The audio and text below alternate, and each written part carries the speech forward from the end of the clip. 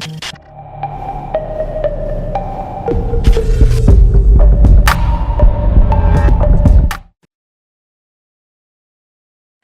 and welcome back to another episode of Speak Greasy in association with the Australian Macadamia Society, a 50-year-old institution that leads growth, innovation, and sustainability for over 85% of Australia's macadamia farmers. My guest today is dear friend and restaurateur Panchali Mahendra, who has been in the restaurant industry for 23 years and has worked over 70 restaurants across various regions. She established Atelier House Hospitality in 2017 as CEO of the group. Welcome to Speak Greasy. Thank you. I'm so happy you're finally able to do this. I know, we've been talking about it for a while, so I'm so glad you're here finally. Let's start with your absolutely fantastic journey of working with the Oberoi and now ending up as CEO of one of the biggest restaurant groups in the UAE. How did this happen? Somebody once told me this line and it's always stuck with me, and it could be a little bit controversial. It was like, dirty hands make clean money. So I think the whole journey kind of revolves around it, that I had to get my hands dirty, do the job, learn the job, get going from the age of 17 to study the business, to study hospitality. And then I think this journey so far has been very, very rewarding, but also I think it has been a lot of hard work to put in there. So, I mean, you really started with the best, which is the Oberoi group. I mean, it is the Taj Group. The Taj Group. I was actually Aurangabad with Taj Group of Yeah. Hotels, graduation Yeah. and masters with OCLD. Oh my God! So you've literally like done the creme de la creme of the country, Thank you. and no wonder that explains a lot of it. But how did that sort of prepare you for what you've gone on to do? Because you moved to Dubai at the ripe old age of 32 to lead a hospitality company. I mean, that is no mean feat. So how did sort of the first 10 years or so of your experience in India get you ready for that? I moved to Dubai a little earlier than that. I was still working before opening Atelier House. We worked for some companies with Open Zuma, La Petite Maison, and we did a lot of other QSR and casual dining. But I think India had built up that base. It taught quality and quantity through working with Taj and Oberoi. When we were like, she's the Taj, and with Oberoi, that eye for detail that always mattered. So these were fine tuning that was happening without realizing, when my education and my on-the-job trainings were going on. And I think working in India, in opening brands like La Panchali back in the days, to bring international brands to understand that quality, was opening doors to an international medium. So I think that was fun. And then, of course, when I went to Dubai, Dubai had just started booming in the F&B industry, and it was a great market to start having all these international brands coming in. Zuma had come in, LPM was there, all the top chefs from around the world, Marco Pierre White, they were all entering. So it was a big eye opener. It's like, wow, this world exists. So India was a fine-tuning process, I would say. It was opening up the doors for me. My technical knowledge was very, very strong. The but of rigor, course, yeah, sort of, correct. yeah. And then, of course, when I went there, and the fact that I'd studied in these, with these companies and worked with some brands, opened the doors for me in Dubai for people to be like, oh, she's got a solid CV. Let's give her a chance. Vis-a-vis versus a lot of people will be like, a lot of Indians don't get that opportunity to work with big brands immediately in Dubai. But that India helped me with its provisions. I want to sort of just pause before we talk about your work in Dubai. This idea of the rigor of what your sort of, the various companies you've worked with in India did for you, right? How it positively impacted you. I know that today sometimes we do struggle with students coming out of hospitality school, and that sort of, I don't want to say humility, but that the mindset of really rolling up your sleeves, getting your hands dirty, going back to basics if necessary, and really learning the ropes on every aspect of the industry is so important, right? If you want to go anywhere, you want to lead eventually. How did you approach it? What did you actually do at the first few years while you were at Taj or at the Oberoi that really set you up, and how do you kind of mentor the people joining the company today from hospitality schools? I think with generations, I mean, like 2 decades while we graduated, I graduated and we did things a bit more differently back then because I think technology has evolved and made life easier, I would say. And the other point would be accessibility. Now, for me to graduate and to look for on the job training back then and do internships and to even apply to a Michelin star restaurants or to the world's 50 best or do a stage was like a huge step. So, out of 100 people, probably two would get that opportunity to do that, right? And that would be a huge celebration for them. Like, oh my God, you have a big opportunity to be able to go and do a stage here, which is vis-a-vis very, very easy. And the accessibility factors have changed over the period of time. Now, they can while they're studying, they have the access to work in any big restaurants very, very easily. What has also happened is we had to do a lot of things manually back then. And now things have become a lot more automated. So I think that's kind of losing the personal touch that I feel that the kids who are passing out from the graduations, kids who are passing out and are working directly are losing that personal touch that we all had to do a lot of things manually and be there and literally get your hands dirty for that. So I think that technology has taken away. And what that makes it happen is there is the loss of touch makes it more accessible. And there's nothing wrong in it, but then things are easier right now. And then things are taken for granted when it's easier. So that's what happens, that you want to succeed faster. You want everything done faster. You want everything on a fast pace, which was a little bit slower for us back in the day. So one job that needed 5 hours to do it, but you did it with so much passion because you had to get it right, can be done in like 5 minutes. So then you quantify it versus, quality versus quantity. That's what is happening right now. Yeah, I think that's it's a fast-paced success model these days versus 20 years back that we had to. It took us time to reach. Took us 23 years to be here versus now somebody in 3 years, today the graduates are like, that's it, we've graduated and I want to be in the top immediately. So patience is it'll be not the interesting biggest to see. virtue anymore. Yeah, no, it'll be interesting to see how sort of that leadership model changes with the new cohort. So you moved to Dubai. How different was it for you compared to working in India? I mean, initially I was just very, very intimidated because I'd never really worked with international brands. And, I'll give you a very simple example. So when I went from my home to the hotel school, and then my eyes kind of opened up to a Worcestershire sauce or a Lee and Perrins. And, I was like, where were all these sauces when I was, with my mom's kitchen? I said, I can cook for you because you don't have access to all of this. So it's the same way in a more magnified way that I would feel when I went from India to Dubai, because like I said, Dubai was booming. So my eyes and my horizons widened up by looking at the brands, the ingredients, the resourcing, the international products that were available in Dubai, because it was a big import market. So everything was available from all across the world, and I was just getting more and more excited. So I think Dubai was just like, wow, I knew about these 10 mushrooms, but I never got to touch and feel them, and now I can see them and eat them and explore them. So I think it was my little adventurous exploration of the industry. You have 4 restaurants in Dubai, 2 in India, and by the way, congratulations on 1 year of Sobo 20. Yay, that is fantastic. Thank you. So you have India and Sobo 20 in India. You have Leavenwood Fire, Tezkuri. We have Mohalla, the Indian one, and then there's a French one that we done.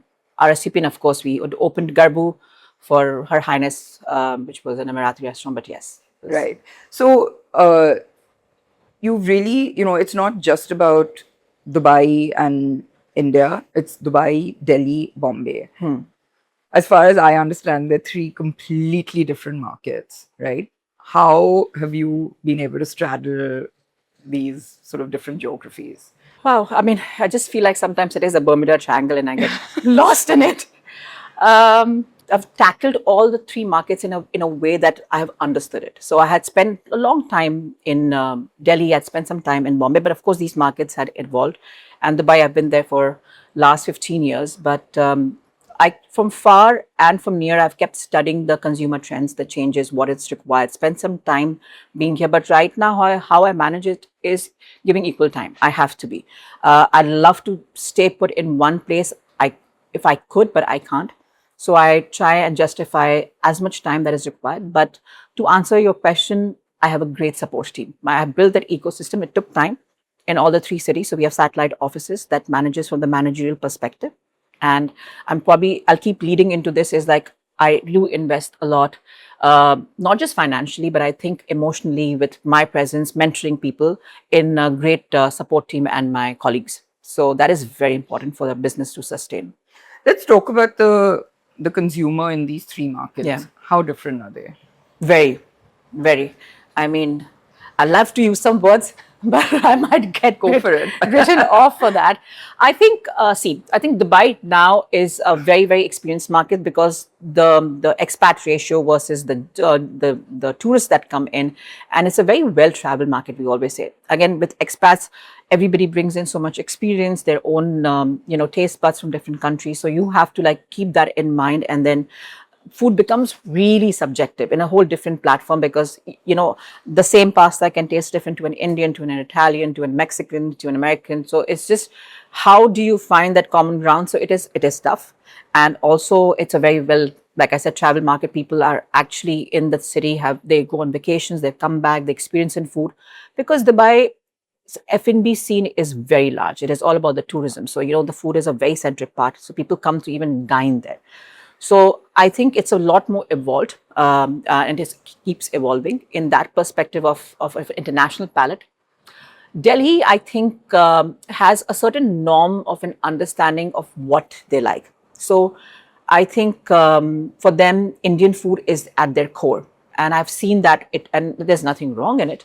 But I think experimentally, there's a difference that I find between Delhi and Bombay. I think Bombay is a lot more experimental. Because also I feel like Bombay is like an expat to the country, because Bombay has people from all over India that And it's primarily the financial hub. And it's a financial hub. Yeah. We have a lot of people from internationally coming here, well-traveled people. Delhi also has it, but I think Delhi still would give their priority to Indian food, and then of course the rest of the cuisine kind of comes in, and once they like it, they take time accepting it. There's a time frame, but I think with Bombay, what I felt was, when I was opening Inja in Delhi, I felt very scared, and rightly, and it proved me. I mean, you took a huge punt. I have to say this to you. You went from like 0 to 100 in no time, in terms of the concept, which is Indo-Japanese, Yes. a very modern take on both cuisines. Huge risk, given what you just explained about the Delhi consumer. Correct. What was going through your mind? I'll come to that, but let's see. That I was freaking out when I was opening in Delhi, but I wouldn't have freaked out if it was in Bombay, and I probably should have done it here. But then it had its own destiny. But we found a good location in Delhi, so we went for there. But everybody told me why, and that explains the concept, right?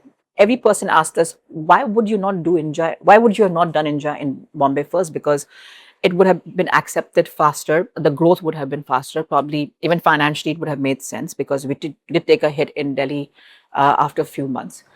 But I think I always felt that Delhi needed something to get a kickstarter. Shake it up. Yeah, shake it up. It's the capital of our country, and a lot of time, you feel bad that the people say that, oh, by Bangalore or Bombay, and then Bangalore. These have now become the capital food hubs, the food index hubs for the country, and what is happening to the capital. I thought the rents are cheaper there. You get larger spaces compared to the location-wise in Bombay, and I thought India needed that little bit of extra space, because with my first restaurant, and also I had forgotten what Delhi was 15 years back. So when I had come back to it, I thought it wouldn't be that difficult, to be honest with you. I knew we're taking a huge risk and a chance, but I said, let's go for it. And there is a little bit of Indian in India, and people might appreciate the Indian food in it. But yeah, I mean, and then, a year ago you opened in Bombay with Sobo 20. What was sort of the thought process behind the concept that you've created here? So I think, again, if it's Bombay also, we wanted to create something that was new, because it had everything to offer. And then, and in the neighborhoods of where Sobo 20 is, I already had the big dogs like table. and great restaurants like Americano already existing, it was important to be able to provide great dining scene in South Bombay, because I think you have to correct me if I'm wrong here. South Bombay, when you guys had opened, years back, was the hub and was the most talked about. And suddenly, there was a paradigm shift in F&B on this side of town. And then I thought, why not do something there and bring the excitement back, do something new? Because again, there's very less location accessibility in South Bombay. Yeah. So when we had this opportunity, I wanted to create something, and for that, I really didn't want to reinvent the wheel, because I knew the kind of food that you were serving or Americano was serving was well received for years by the clients and by the guests and the patrons. So I definitely wanted to do something in the Italian and the American genre of it. But then I was like, okay, I want to still offer something that is a little unique, and because there are other restaurants that have already offering that, but we wanted to do something that is again adding to the dining scene and not taking away. So that's when we thought of doing, Louisiana and New Orleans food, and I thought that would be fun and have that kick with Cajun and taste something. So that was the whole ideology of doing it, kind of playing safe, but still try and introduce new flavors to the market. It's really interesting that you took that approach in Bombay and not Delhi, where playing it safe would have probably seemed like the obvious thing to do. But I totally get where you're coming from, which is that it maybe a little bit of a shake-up would have not been a bad thing, and Correct. it was time for sort of Delhi to up its game as well. And it shook Delhi, right? Definitely. There were such polarizing comments that I divided Delhi. So we were always laughing that India divided Delhi, because there was like, either you like it or you don't like it. How did you deal with that?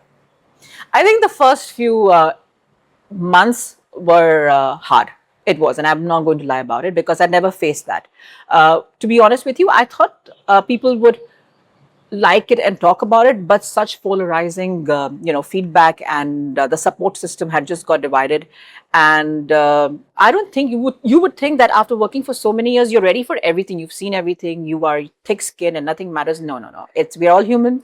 Women, us, we carry so much empathy with us that it sometimes shows. And a lot of people think that I am not emotional. I'm a very emotional person. So I think India did hit me hard. And there's no shying away that there were some tears that rolled out, and it's like, and it wasn't for me. I felt I started feeling bad for the team. I was like, did I do justice with Advait's career or the rest of the team? And I've just opened a restaurant, and then everybody has come together. We have hopes, and of course, money comes in. My partners were there, and everybody told me, "Are you sure? Are you sure?" with a question mark. I was like, "Yeah, if not now, then when?" So then I was like, "Oh my God. I don't think I was ready to do this," but it teaches you. Yeah. It humbles you. So it was a good humbling experience that you don't take your success for granted. Then. I mean, you've actually, I think, come out on the other side, and that's really saying something, because it's 3 years of India? It's been 3 years, 3 years. And, we went through something similar with Misty as well when we opened that. And, again, everything starts with a bang, because everyone's come to check out the new kid in town. But it's, that's not that's the honeymoon period, as they say. And, the real test is sort of 6 months in. And, we saw a shift, and it was a very hard pill to swallow. But I think what sort of it did for me, and of course, then we pivoted the concept about a year plus in, and, cut our losses, got out. But what it did for me is also make me realize that it's okay. Like, the world doesn't end here. Correct. And, you gave it a shot. You learned a ton of, about the industry and the consumer, more importantly. And then you kind of move on to, whatever you're doing next. And so does everybody else. That's, I think, the greatest lesson I've learned from, what we went through. And I completely agree with you that, and I don't know if this is a woman thing, but I know that there is a lot of we take a lot of sort of responsibility for investors and the team, and you just you feel like you're constantly thinking about everyone that's impacted by something like this. And but I think that the key thing is to recognize, sort of be self-aware, recognize accept, and then act, and whether that action is to tweak something, whether the action is to shut it down and completely sort of, brand, which is what we did, uh, is the key thing. Correct. More than sort of dwelling too much on, any backlash or so. That was like a very big learning for me, and it sounds like, I think you. Yeah, I mean, with failure, you sometimes think that, what is everybody else going to think? Oh my God, if I have a failed restaurant concept, then my brand is going to get diluted and my brand equity is going to go down because people are like, oh, I mean, she doesn't know how to do her job or he does not know how to do a job. But I think, and now after all these times, I've come to that mentality, and it's called a fast fail. So, before we like, no, I cannot let my restaurants fail. I'm going to still put in money. I'm going to still put everything else. But now I am in that thing. Okay, if it's not working, fine. It has failed, but then have a fast reaction to it. Shut the restaurant down instead of bleeding more or doing anything else, or turn it around or do something instead of just sitting there holding on to it tight. Like, no, no, no. How can I have a failed restaurant? And then I think that's what the world cares for 2 days. We care for like 3 days, and the fourth day we're all like, okay, now to the next one. So I completely agree with what do you think? And yes, empathy is a very big game card in for women who are restaurateurs. We care a little too much. Yeah. Going back to Dubai, so the 4 concepts that you've done there, all completely different cuisine. Again, you were sort of straddling this need for giving people their comfort and sort of, I guess, being authentic because people knew what they wanted, but also giving them something, a new take on, with 11 Wood Fire. Again, very different concept, I think, to what was out there. Yeah. So, and even with, Tezguri, you've done its hand rolls. Yes. And very sort of niche. How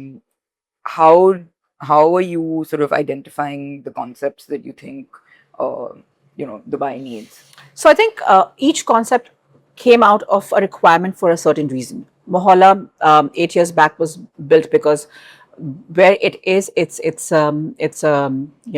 got offices and 10,000 people who work in the Dubai Design District, and they came to me and they were like, we need an Indian restaurant because out of 10,000 there are 5,000 people who are Indians, and it'd be a great thing to do good Indian food, fast paced, not very expensive. And I was like, yeah, it's actually a good idea. And me being Indian and I'd worked for so long, I'd never done an Indian restaurant, so I said, this is my time, I understand. Let's do this homegrown brand. And it's been 8-9 years and it's still there doing well. We expanded to Dubai, to Saudi from Dubai. And then of course, in between we did RSVP and Garbuz as consulting and, management projects. But then the next big one for us was 11 Wood Fire. And I think that was an investment done in partnership and in a talent with one of my ex-chefs who was very well celebrated. We knew he knew, he was known for his cooking and everything, and he wanted to do something new. And at that point, I was ready to explore a new concept. So let's do something that, nobody has done in Dubai. Of course, people had done it in San Sebastian, and Lennox went and did Fire Door, and he loved cooking on fire. So that came out to fulfill a talent gap that he thought, let's do that. And then, of course, as a concept, because nobody was cooking on fire that time. And I think Tezguri comes, again, I believed a lot in Neha because I've seen her journey with Kinoya and, her success and everything else. But also it came in a time, and I'm a big believer of it. I wish I could do this more in future.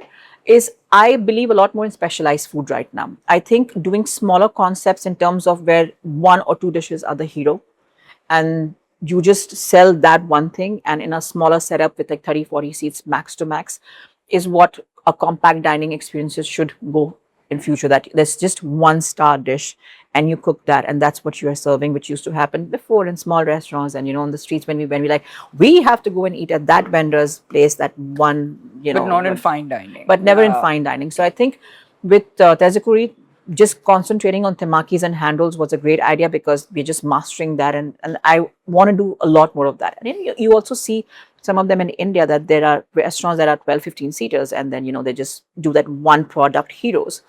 They get sold out because then that's what you want to do. I think that's a little different though, to be honest, because I do believe that's a brand play. And from a business perspective, I don't know how viable that is.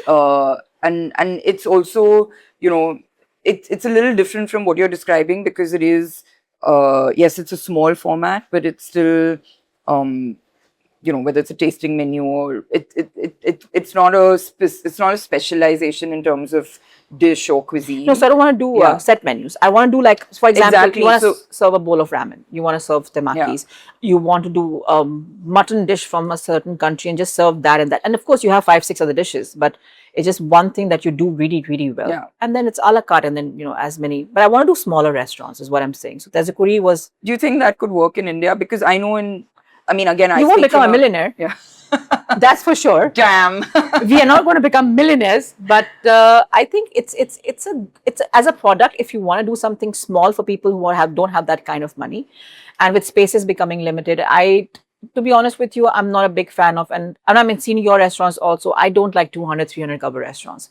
I think smaller, 60, 70 compact restaurants with good menus and everything else is the way forward. But I understand what you're saying. I mean, again, I speak only from experience in Bombay, but it's very hard to limit menus. People love choice. I mean, you're also dealing with a lot of sort of dietary preferences and constraints in, you know, Fair play, Bombay scenario. So it just, you know, I mean, even right here at Casper's, the menu just gets bigger and bigger, and it drives me mad, but at the same time, I know that's a big part of the draw. So Right.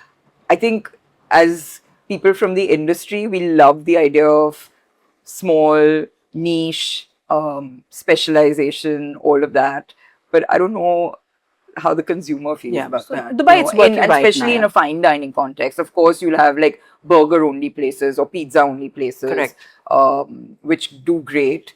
But again, in the fine dining context, it's interesting that you have taken that risk. I think you've definitely taken risk throughout Yes, everything and I that think- you've done. I think And this part of my life now, yes, I will. you're like a you know, moth to fire kind of when it comes to risk. But I mean, that's really something amazing, and I think it's something to be proud of, because it is obviously, you know, yes, there's a clear thought process and logic to why you're doing a certain concept in a certain place, and but still with a lot of risk. And No, I mean, I'm you speaking take that about punt, this yeah. one side, but I have to agree with you, because even at Soba and my team here would agree that, you know, we have like 30, 40 dishes, but I wanted to keep a very simple menu. So I was like, 2 pages, everything is in there. And now we have people like, that's it. Yeah. That's all you have. It's a very small menu. It's like, this is not a small menu. It just looks like it is. But yes, they want a lot of, Bombay wants a lot of things on the menu. Anything So- you've learned from this sort of the franchise operations that, you know, you like now is a non-negotiable for you when it comes to, because it is always a fear, right, when you're not controlling operations completely. Yeah. That, you know, is the brand going to get compromised? Is the product experience going to, and, you know, brand is brand. The guests may not know whether it's a franchise or a sort of company operated, and that is a big fear, honestly, even for me. Correct. So is there something that you've learned in all the years that you know, you've franchised different brands? Franchising is not easy, and you know, especially controlling the quality and the core aspect of it, because I've seen it has got diluted. And you know, this whole word of which I don't care about anymore is the whole globalization of, like, you know, if McDonald's can do it and this brand can do it or any other brands can do it, why can't we do it? So if I take a Mohola to Saudi Arabia, they have a very different palate there. So, you know, how come you don't have a chicken tikka masala on your menus? Like, what are you talking about? So we had to put it there, and that became the highest selling dish on the menu.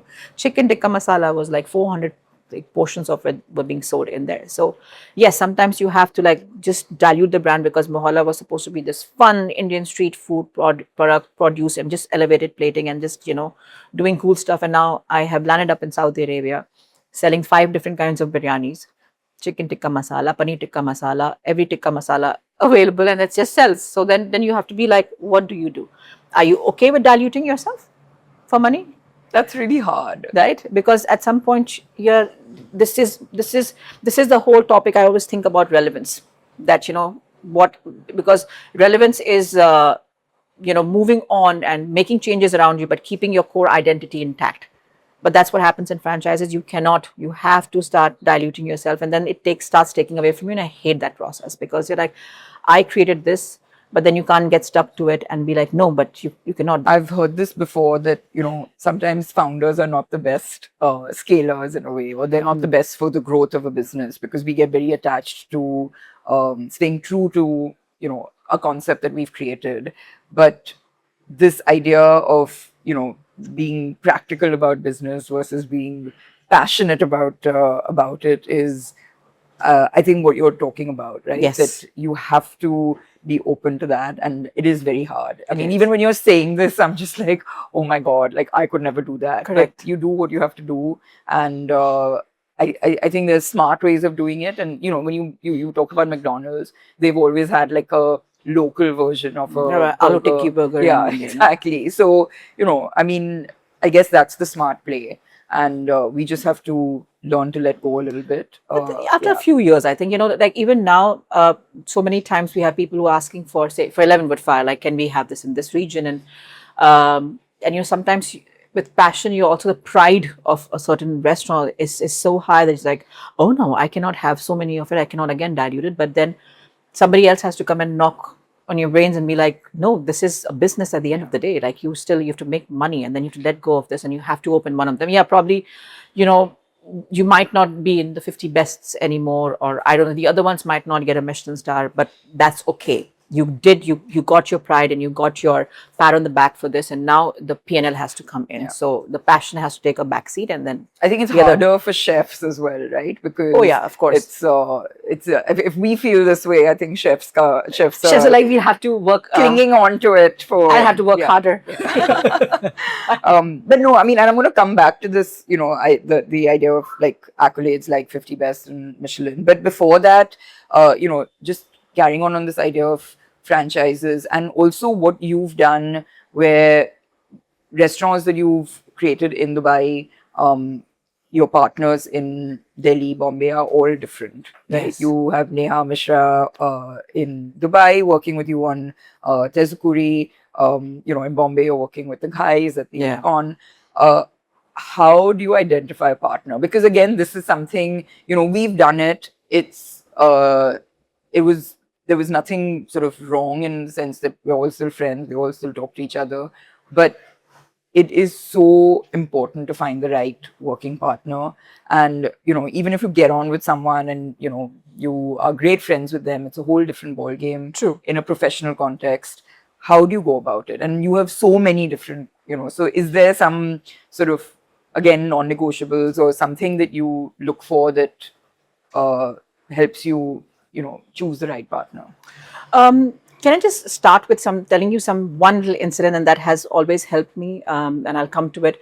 When I was called into New York to, for my job interview for Atelier House, and I was 32 years old, and I remember my partner and my boss, Ehmas Fakahani's driver, came to pick me up from the airport.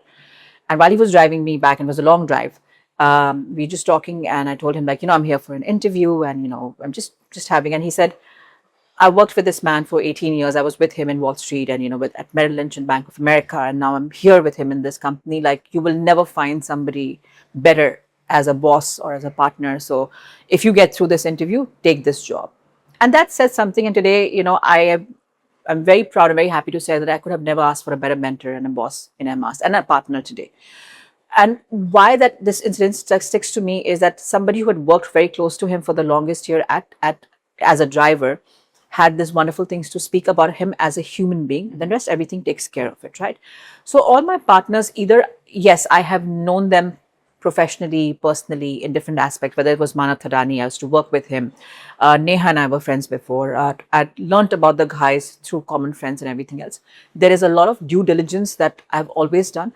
But more importantly, I've always wanted to know what did others have to say or think were very close to them in different parts of life as human beings.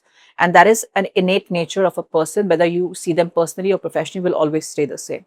And that for me was important. And what was also important is that, I like taking 2 cents from people who have made it in their life. I don't just listen to everybody, and that's why it was important that my partners should have also made something of themselves from scratch. It wasn't like given to them. Whether even, for example, even Gigi or Romal, they have built the company up. Neha has built herself up. Manav built the company up. Advait from scratch, nothing else. So these partners had added so much value and had success stories that I was like, I want to work because I know they will be a huge asset to me.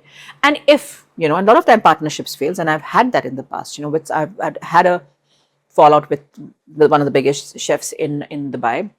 And that's okay, because then, but what happened there was that I hadn't done due diligence. My due diligence was only that, oh, he is successful, but I never went personally to understand him as a person. And I think that is where I failed as a person. There was nothing wrong, but I then invested only in talent. I didn't invest in the human nature. In the image as opposed to the Correct. person. There you go. Yeah.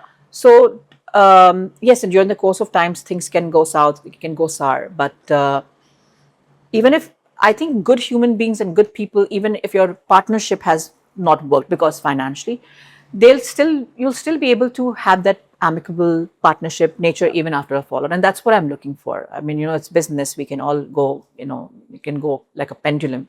But what I look for is the innate nature of the characteristic of a person that has built. They'll understand. You say what you're saying actually is so true, because I was just thinking about my experience, and it's so true that the people that we partnered with were innately good people, outside of work, and so even when things sort of didn't play out as planned, we've still stayed solid friends, because it's not. I think there's a humanitarian aspect to life, right? That goes beyond anything else. We don't put ourselves out there because, like, oh, let the work speak for itself. And yes, it is. And, it's like... no, thank you for saying the credit. Because, I mean, I have been bullied about this actually a couple of times, and people have passed comments like, oh, wow, she just blows her own trumpet and she's just celebrating her own self. But what is wrong in that? There's nothing wrong in feeling good about the hard work that you've put in. Yes, you probably see that little article that came out celebrating us, they're the top 50 or top 100, or you won this award. Front page, the front cover of Caterer magazine. Next to you? Not next to me. No, Caterer. I was talking about Rob Report. But yes, again, next to great women, whether Caterer, whether on Rob Report, we were all there. And again, like for our hard work. But this is self-made. And when you are self-made, there's nothing wrong in giving yourself a pat on the back, because there are very few people who celebrate you, right? Right now, I'm sorry, we are in a generation where there's so much noise and there's so much competition that we all tend to get lost in it.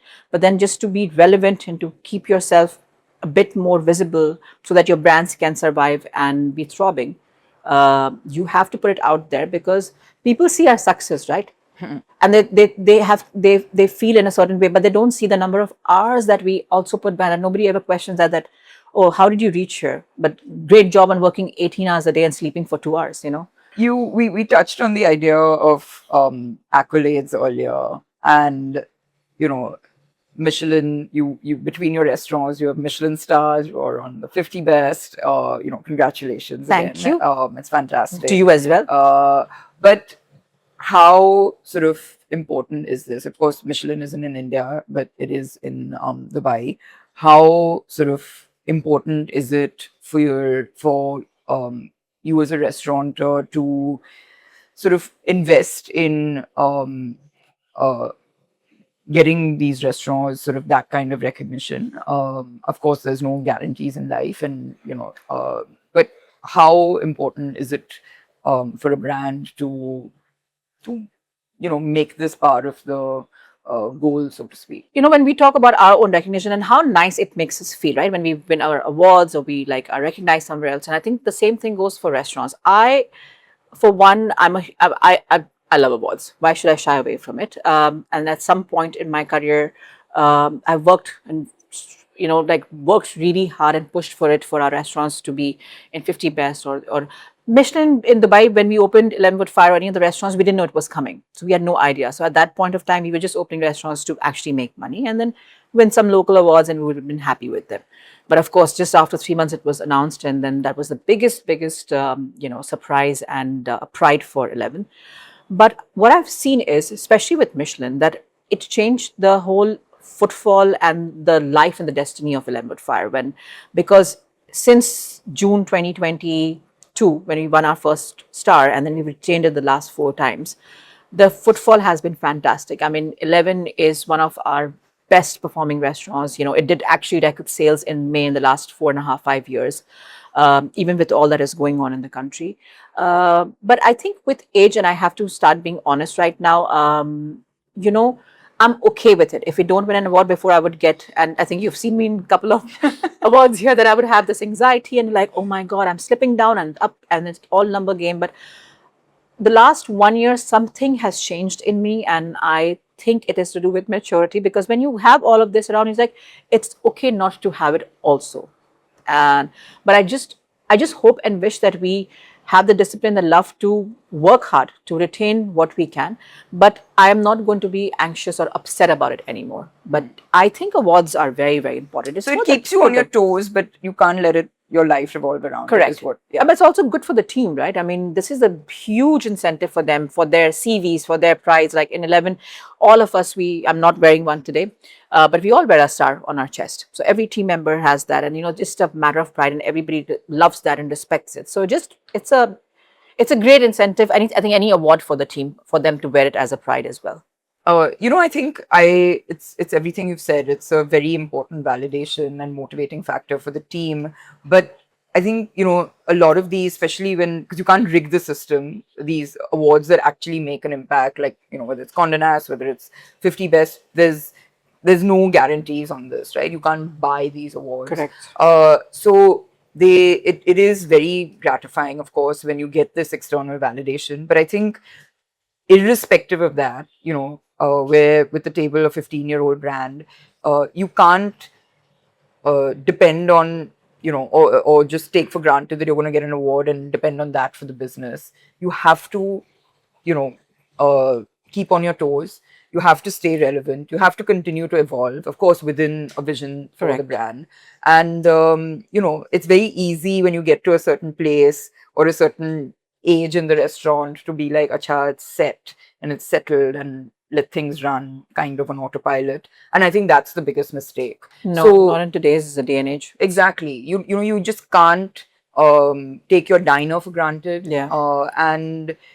And it's, I mean, for people like us who do thrive on the creative part, that's the challenge that keeps us coming to work every day, right? It's not the operational mayhem and, those sort of that firefighting that excites us. It's the creative part of it. So I think it's a win-win in a way, because it gives you that opportunity to continuously evolve, but you also need to do that for the business. And then the awards are kind of icing on the cake. And it tells you you're doing something right. I mean, last year when we did a very dramatic change to the menu when Chef Will came, and of course he wanted to bring his sort of stamp on the menu, there was a lot of backlash. And I think what happened when we got ranked number 1 by Condé Nast was that, or actually even the year before when we were ranked number 2, was that it made people be like, oh, maybe there is something and I should give it a chance. And it wasn't that they tried the food and not liked it. They were just upset that we'd taken favorites off the menu. But I think that little sort of push has to happen. You can't get into a comfort zone, and it paid off, at the end of the day. So I think, again, it's going back to how you operate and think as a restaurateur that is very important. And these awards kind of validate that every so often. And what I also love, and I have to add to that, is awards are also great conversation starters for restaurants. Like, I must tell you, like, even in Dubai, a lot of times people have asked me, like, Table is India's number 1. Like, how is it? Why? I said, go for it and see. Yeah. There's a majority of people who have voted for it, and there has to be a reason to it. So then people also, oh, you got a Michelin star. Do they deserve it? Should I go try it? So a lot of times awards in a good way, because then I always say visibility and relevance is equal to ROI. So when you're being talked about this and people want to explore it, so it's also great conversation starters. Well, I think 2 things. One is that it provides a filter for people who are traveling into a True. city, because there's so much choice. Every week there are new restaurants opening, and Yeah. how do you kind of decide where you're going to go? So it provides a filter, but also it gets people in the door. It's a great marketing True. tool, Even in and Asia, we have let's not, 6 restaurants, and yeah, but when people come in, they're like, "Oh, they're just 6 restaurants in the country," yeah, and then automatically we sometimes just go up on the ladder. They're like, yeah. "Oh, let's just first check these out there," and then That's what I'm saying. It provides a filter, and even if they're coming to be like, I mean, we've seen so many Instagram reels where people are like, I've come to the #1 restaurant in India, and does this deserve it? And then there's either like a lot of love or there's a lot of backlash, and it's fine. It's of the point course, is it gets people in the door, and then of course your product has to speak for itself. But I mentioned earlier about firefighting. You have dealt with not one global crisis that we all are, but you are in the thick of another crisis that has really impacted Dubai specifically. yes. With the war. And how have you navigated this? Because I remember, I think a lot of us have just blanked COVID out of our minds because it just feels like it was such a crazy experience. But and yes, the war has impacted people globally, but I know that Dubai had a particularly sort of Yeah. extreme impact. I think both during COVID and around this wartime, I have realized that it is a very resilient city. The ecosystem of that country, and especially for Dubai primarily, because that's where I live and I've seen it, is so strongly built that the local support, the local, it's inbuilt in our system right now. They have all the means and the valor and the resources to even fight back.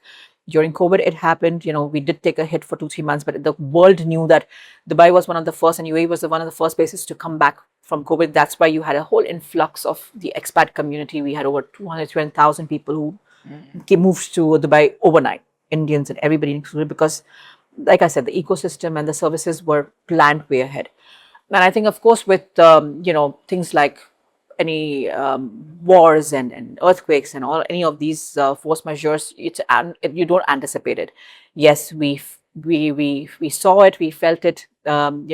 March was tough because we were in the thick of it, and there is obviously this whole security concern and what is happening.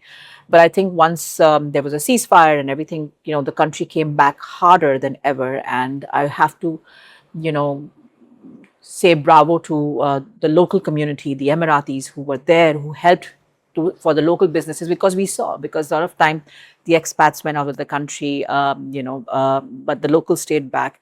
And even our restaurants, we had all of them, because you could see from the attire, and they were there in our restaurant supporting, and it was a huge campaign about support homegrown local. And like I said, May was this is just 2 months after the war.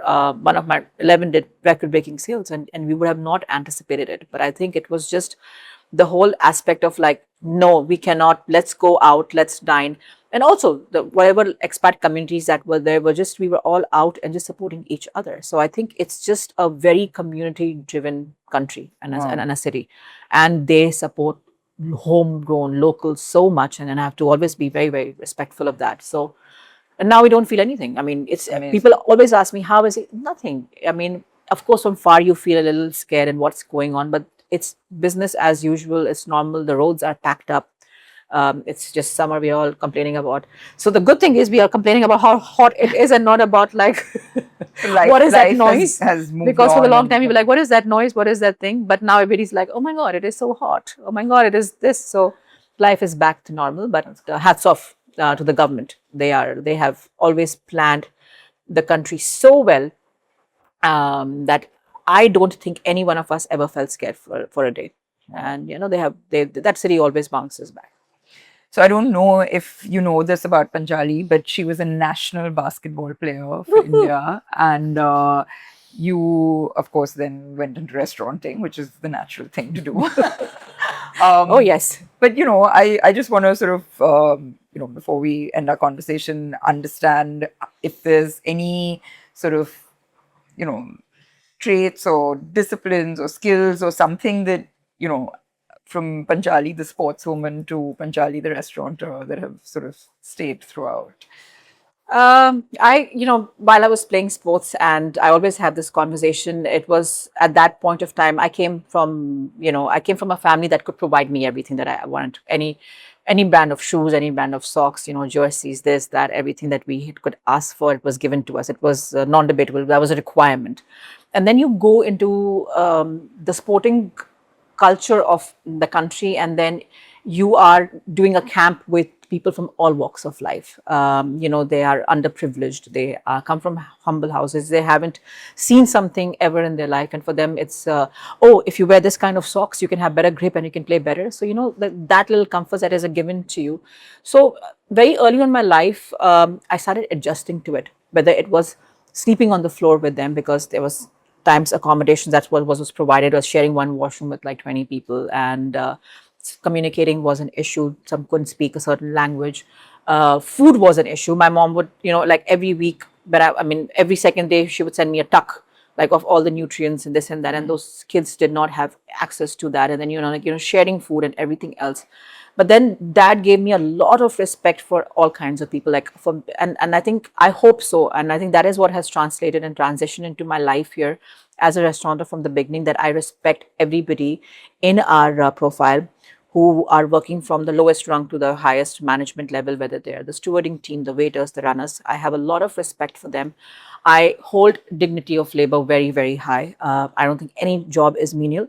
And I think my team will vouch for that. And they're probably, one of them is sitting here, that even when I open restaurants, I'm hands-on. I actually pick up plates, I will serve them. I have no problem clearing anything else. And they're like, but you're the CEO, please don't do this. But we are micromanagers, we do that. But I think sports taught that have dignity of labor, be adjustable, be accommodating, and have a lot of love and compassion for every person, no matter where they come from. And that also has to go for your guests. That's fab. That's a great takeaway from the world of sports. So before we end, it's a podcast, which means there has to be a rapid fire. Oh, so, no. These are questions that you have not seen or been asked. So say the first thing that comes to your mind. One F&B or menu concept that drives you nuts and you think the global restaurant industry needs to ban immediately. I'm pleased done with. No, not done. I do not like truffle oils. Do not use them. It's a scripted ingredient in your menu. It does no purpose. It has nothing to do with it. Stop using that. And I think everybody, all of us agree with truffles and caviars and golds and work and this and that. Like that. Done. Let's go back to Listen, you live in Dubai, dude. We're done. We are also done. We have no more gold. Gold prices are down.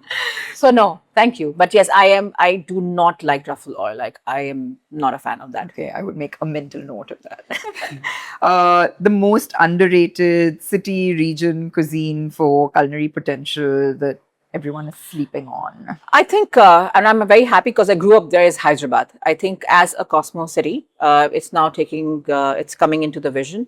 But I also feel smaller cities like Lucknow, for example, because I grew up also there. And, it has huge history and culture of the food. And I hope Abdi cuisine can also have its own calling soon. Yeah, maybe your next restaurant concept. My mom would be very happy. One restaurant you wish you had conceptualized, or if you could legally steal one restaurant concept or brand anywhere right now and add it to your portfolio. It's going to be Balthazar in New York. It's something, and I mean, I can kind of feel it here. So probably I could steal this. But no, I have always been a huge fan of Balthazar, and always think that concept I wish I could own, and I love that whole vibe and the food. So since we have Australian macadamias with us, I have to ask one question, which is, what is the toughest nut to crack in this business?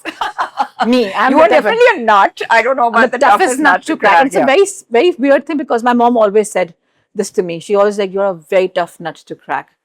One thing you instantly notice within 30 seconds of walking into a restaurant. I look at actually the ceiling, and if it's an open ceiling, I look at if there's dust on the ducts. Okay. That says a lot, because that's just eye for detail. I just look at it just happens. I don't know why. On that note, thank you so much. Thank you and for being candid and just being fun. And I really wish you all the best with all the new concepts that are in the pipeline. And No, I'm glad we had this chat. Thank you so much for having me.